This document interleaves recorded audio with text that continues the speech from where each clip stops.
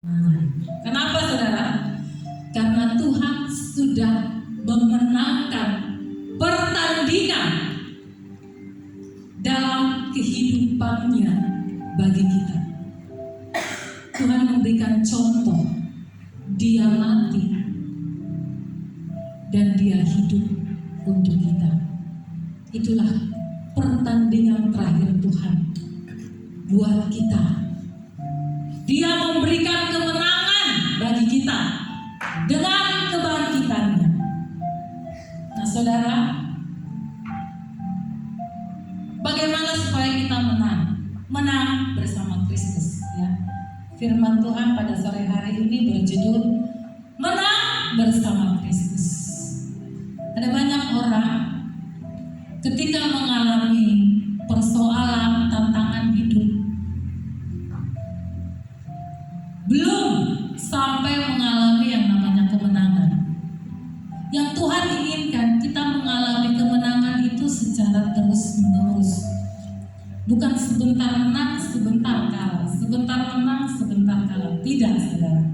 Tuhan menginginkan supaya kita selalu berkemenangan di dalam segala sesuatu yang kita hadapi di dunia ini. Karena apa? Tuhan telah memberikan kemenangan itu. Nah sekarang bagaimana supaya kita menang? Bagaimana supaya kita menang? Tuhan sudah memberikan contoh. Ketika dia menghadapi suatu pergumulan, waktu Tuhan masuk di dalam penderitaan, akan menanggung dosa-dosa kita, itu tidak mudah, saudara. Tuhan Yesus bukan orang yang bersalah. Dia orang yang kudus. Dia orang yang benar. Dia orang yang melakukan apa yang dikatakan oleh firman. Dia orang yang tidak bercacat. Satu kali pun kesalahan tidak didapati oleh Tuhan Yesus. Tapi dia harus menanggung dosa-dosa kita. Siapa kita, saudara? Sehingga Tuhan mau memberikan dirinya bagi kita, menggantikan kita, ya, menggantikan posisi saudara dan saya yang seharusnya kita mengalami yang namanya hukuman kekal. Tetapi oleh karena kasih Tuhan, Tuhan menggantikan dirinya bagi kita, mengambil posisi kita yang berdosa, menjadikan dirinya menjadi orang berdosa, supaya kita menjadi orang benar. Diganti, kita benar karena kita percaya akan pengorbanan Tuhan Yesus Kristus yang mati untuk kita. Nah saudara, kadang kita mengalami banyak persoalan, kita banyak mengalami tantangan, kita banyak menghadapi. Di dunia ini tidak gampang, saudara, ya.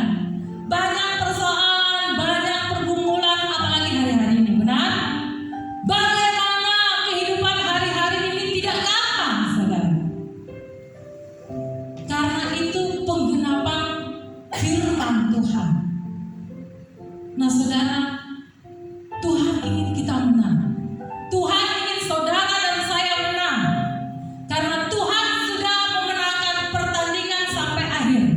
Dan Tuhan mau apa yang Tuhan telah berikan, contohkan di dalam kehidupannya, kita ikuti supaya kita mengalami kemenangan sama seperti Kristus yang menang. Nah, kita belajar hari ini. Bagaimana kita menerima kemenangan bersama Kristus? Yang pertama dikatakan di sini. Hal yang pertama dikatakan, karena itu saudara-saudara yang kekasih, supaya saudara bisa menang, yang pertama harus kita lakukan adalah berdirilah teguh. Saudara, Rasul Paulus mengingatkan kepada jemaat yang ada di Korintus, dan saat ini juga kita yang sedang mendengarkan firman Tuhan, dikatakan supaya saudara bisa berkemenangan. Rasul Paulus, firman Tuhan mengingatkan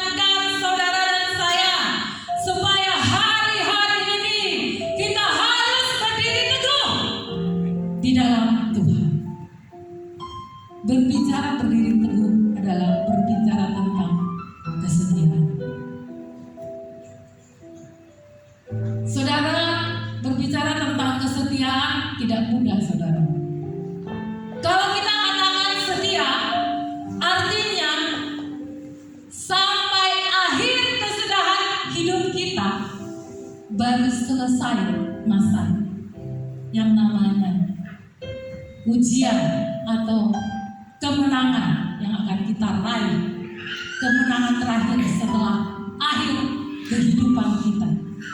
Nah saudara, saya memberikan satu contoh di dalam Alkitab tentang berdiri teguh. Kita lihat dari Yosua pasal 24 ayat 15.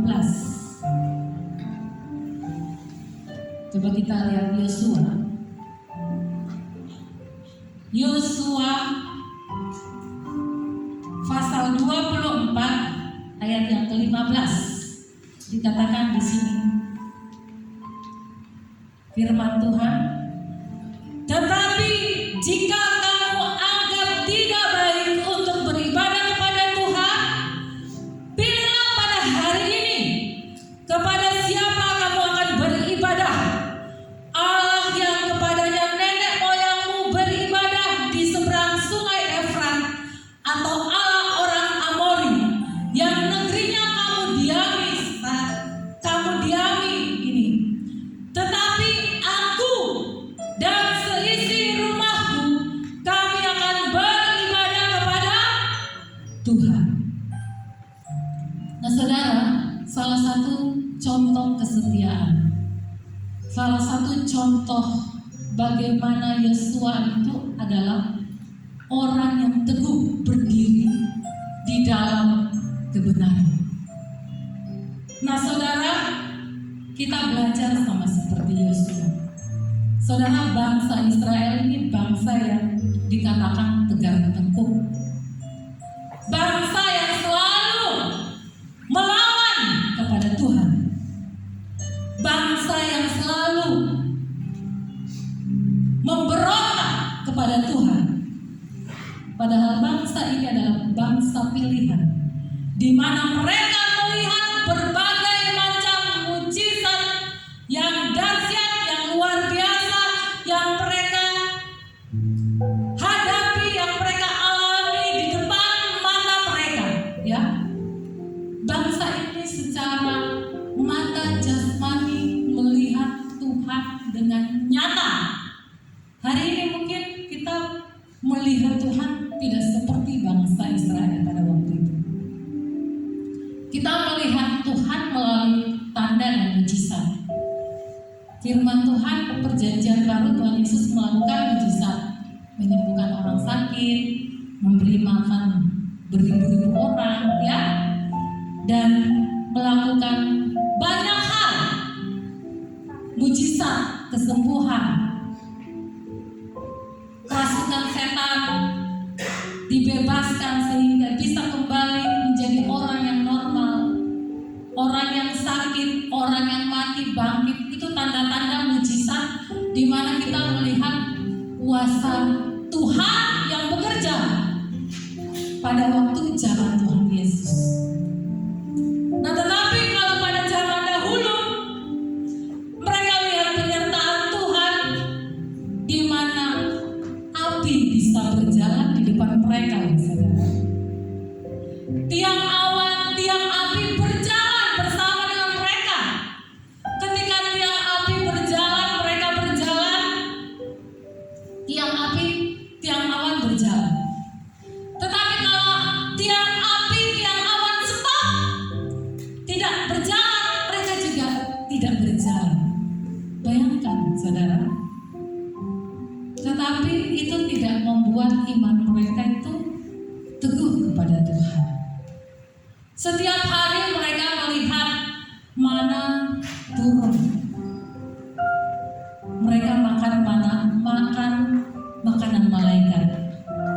Rasanya mana seperti kue madu, saudara. Rasanya seperti kue madu. Enak banget ya kalau kue madu. Tidak tahu ya. Saya membayangkan gimana ya rasanya itu waktu itu Tuhan, enak banget kayaknya. Ya kita makan madu aja enak banget ya. Nah saudara, mereka dikelilingi dengan tidak ada air, saudara. Tidak ada swalayan, tidak ada pertemuan, tidak ada yang namanya keramaian, yang namanya di padang pasir itu yang ada panas, yang ada gersang, yang ada dengan binatang-binatang liar yang luas, ya ular, kalajengking, ya macam-macam lah yang ada di padang pasir ya. Tetapi mereka hidup. Tetapi itu tidak cukup untuk mereka mengenal siapa Tuhannya yang sesungguhnya. Makanya saudara hati-hati kalau saudara hanya mengejar yang namanya mujizat, saudara akan banyak kecewa kepada Tuhan. Kenapa? Karena saudara hanya mengejar mujizatnya. Kalau Tuhan, kalau Engkau tidak tolong aku tidak mau ke gereja lagi. Kalau kita sakit, kita tidak sembuh, kita mengeluh, kita marah, kita kecewa sama Tuhan. Tuhan katanya janjimu aku disembuhkan, tapi hari ini aku masih sakit. Saudara lihat bangsa Israel melihat kuasa Tuhan, tetapi setiap kali mereka melangkah dari satu wilayah ke wilayah yang lain, setiap tidak ada makanan, setiap tidak ada air, pencobaannya itu aja saudara. Di padang gurun tidak ada air, tidak ada makanan.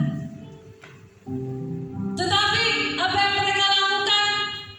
Sudah sering Tuhan tolong. Setiap tidak ada air, setiap tidak ada makanan, Tuhan berikan makanan, Tuhan berikan daging, Tuhan berikan roti mana, Tuhan berikan air. Tetapi setiap tempat yang mereka datangi tidak ada air, mereka marah sama siapa? Marah sama Musa, memberontak kepada Musa. Tapi Musa berkata, engkau marah bukan kepadaku, engkau marah kepada Tuhan. Bangsa ini bangsa yang luar biasa. Tetapi kalau kita baca firman Tuhan, Tuhan bilang, Tuhan ingin menguji hati mereka, apakah mereka benar-benar sungguh mempercayai Tuhan atau tidak. Makanya Tuhan memberikan makanan serba secara cukup. Hari itu mereka tidak bisa menyimpan double porsi, saudara.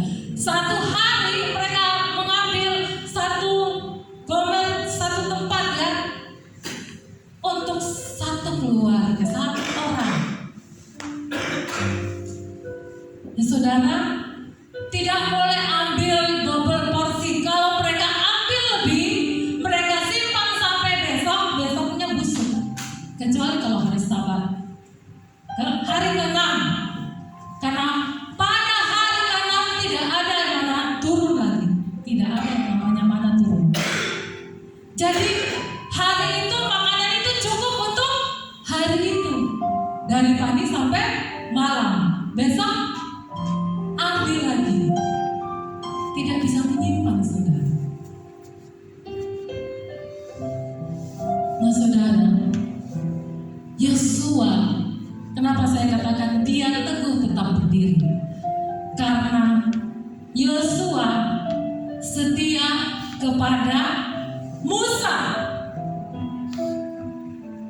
Bahkan Yosua setia kepada generasinya. Sampai generasinya selesai, dapat generasi yang baru. Itu Yosua. Makanya Yosua itu setia. Karena apa?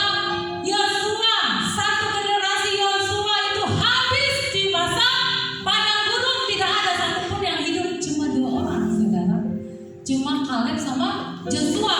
Angkatannya Yosua dan Kaleb, tidak ada satupun yang hidup kecuali 2 orang ini. Terus yang lain yang dipimpin itu siapa? Itu anak-anak yang umur 20 tahun ke bawah. Jadi mereka besar di masa padang gurun sampai mereka masuk tanah Kanaan. Ya. Nah saudara, anak-anak ini mereka berjalan melihat kuasa Tuhan. Yang masuk di padang gurun Generasi tua semua dihabiskan karena apa? Karena mereka tidak percaya Tuhan. Mereka ada di dalam perbudakan. Jadi mental mereka adalah mental budak, bukan mental raja. Karena mereka terlalu lama ditindas, terlalu lama kepahitan, terlalu lama mengalami penderitaan, sehingga kalau mereka masuk penderitaan sedikit, sensitifnya tinggi, langsung mereka memberontak. Saudara, apa yang kita pelajari dalam kisah ini?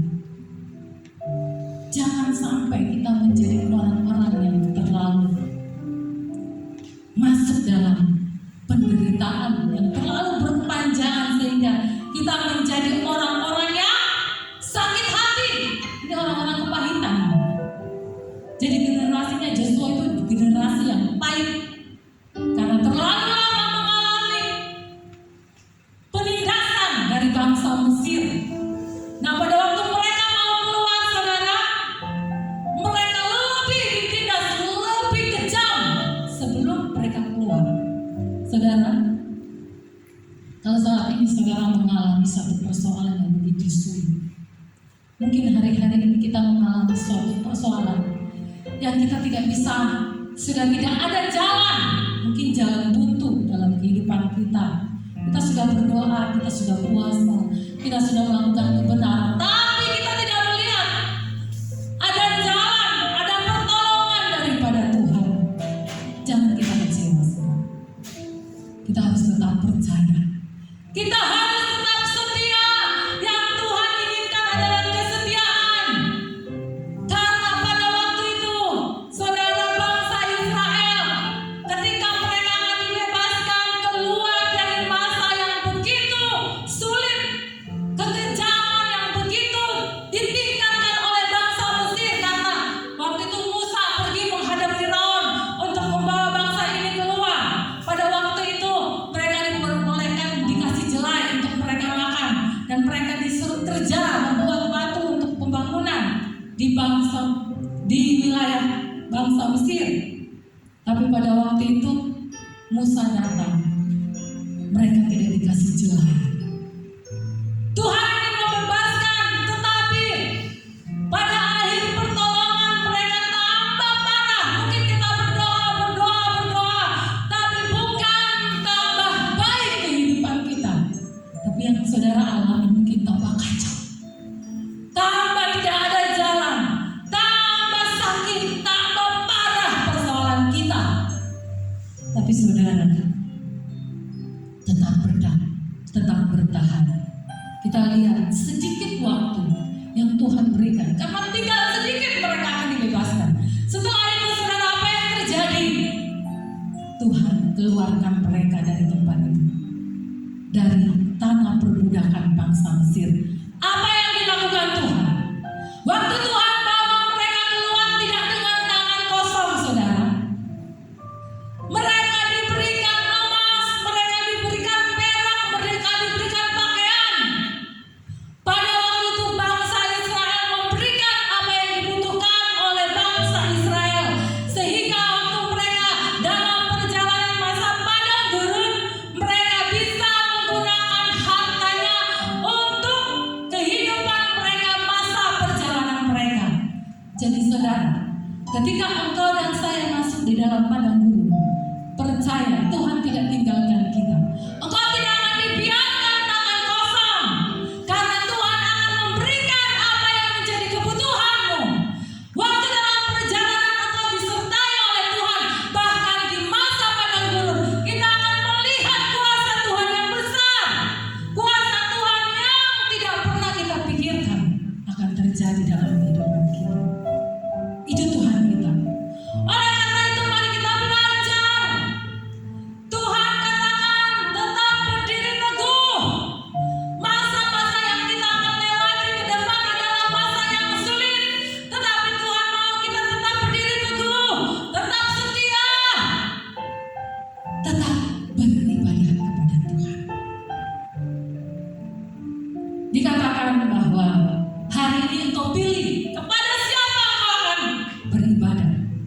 Karena bangsa Israel, bangsa ini, ketika mereka masuk ke tanah Kanaan, di situ ada bangsa-bangsa lain yang harus mereka perangi, dan bangsa-bangsa yang tidak mengenal Tuhan.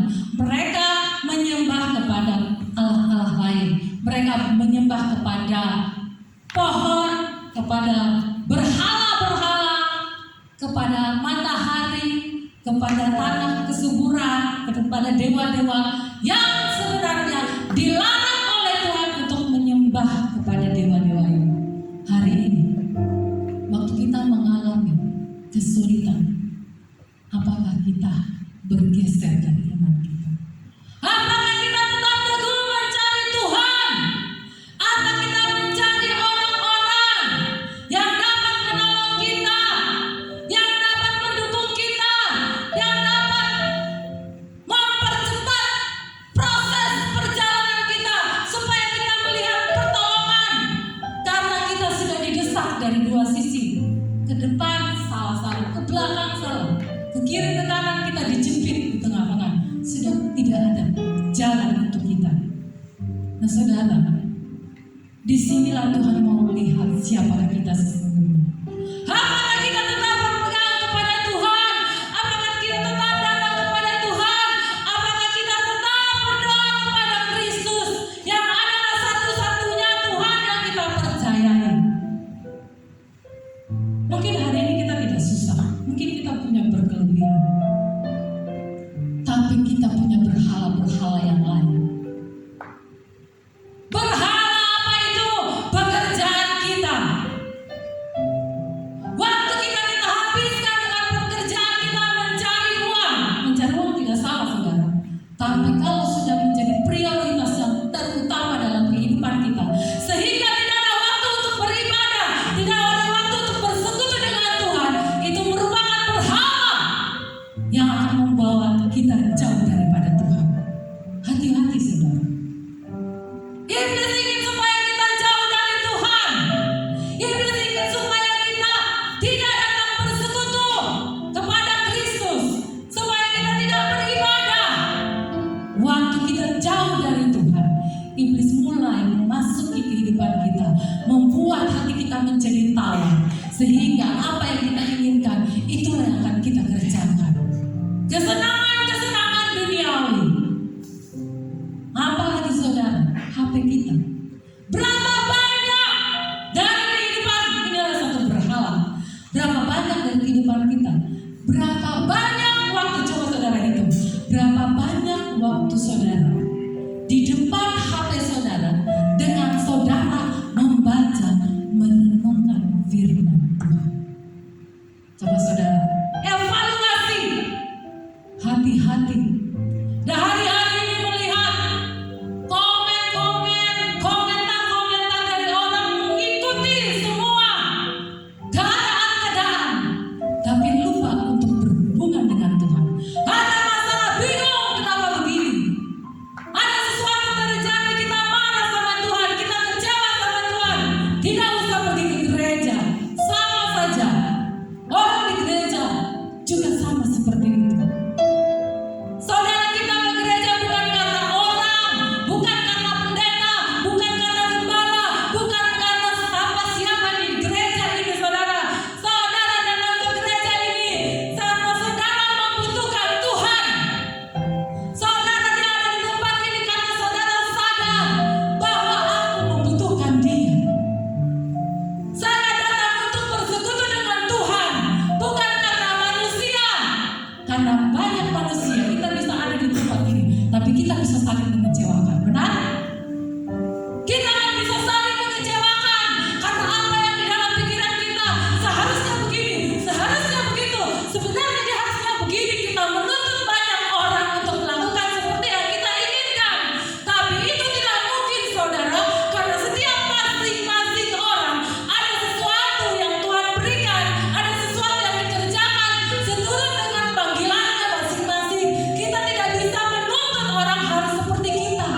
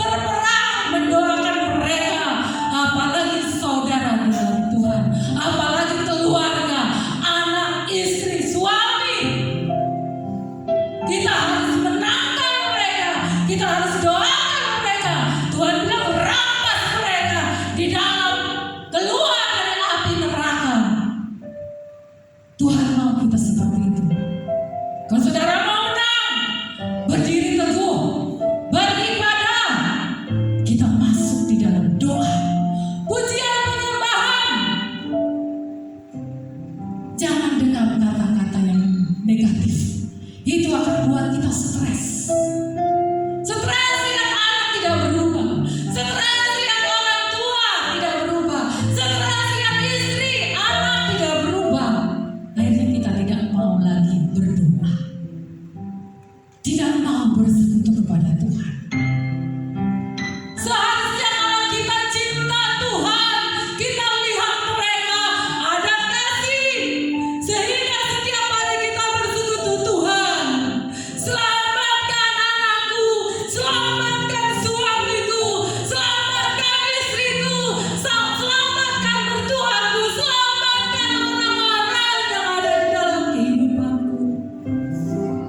Mereka yang menjengkelkan, mereka yang menyakitkan, kata firman Tuhan, doakanlah mereka, doakanlah musuhmu, doakanlah orang-orang yang menyakiti hati kita.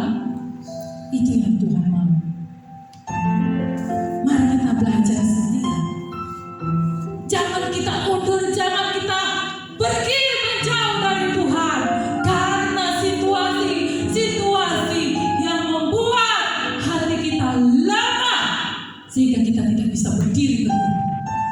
Mari saudara, hal yang pertama. Hal yang kedua kita belajar. Dikatakan firman Tuhan di sini, kita tidak goyah. Saudara, jangan goyah. Jangan goyah.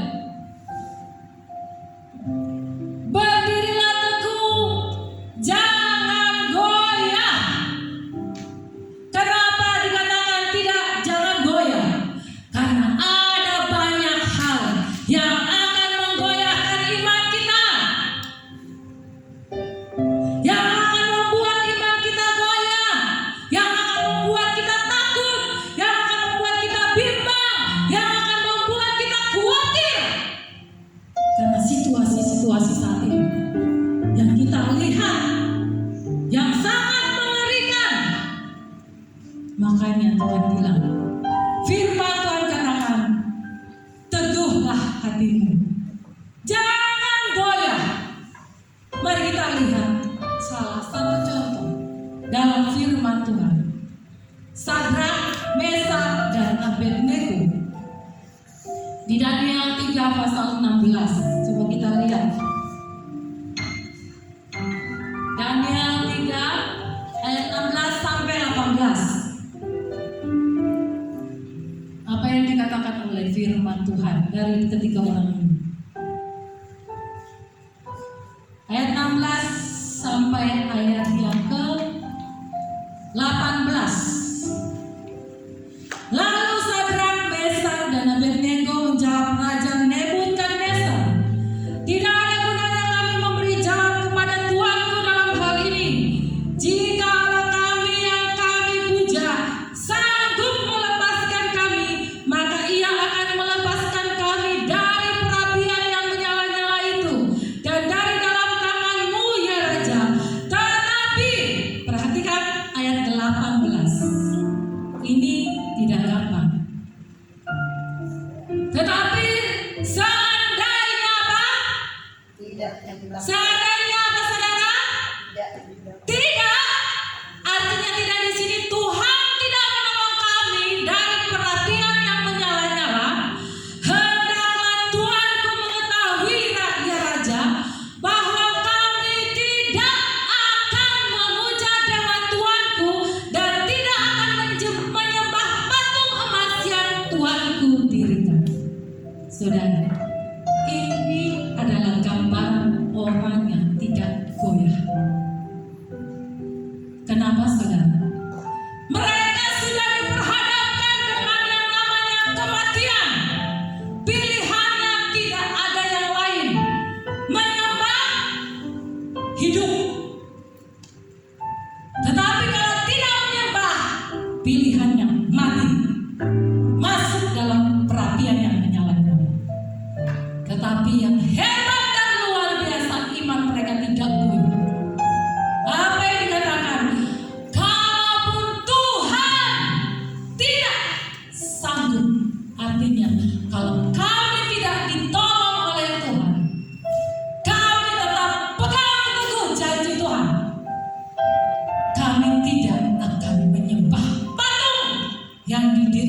oleh Raja Nebukadnezar.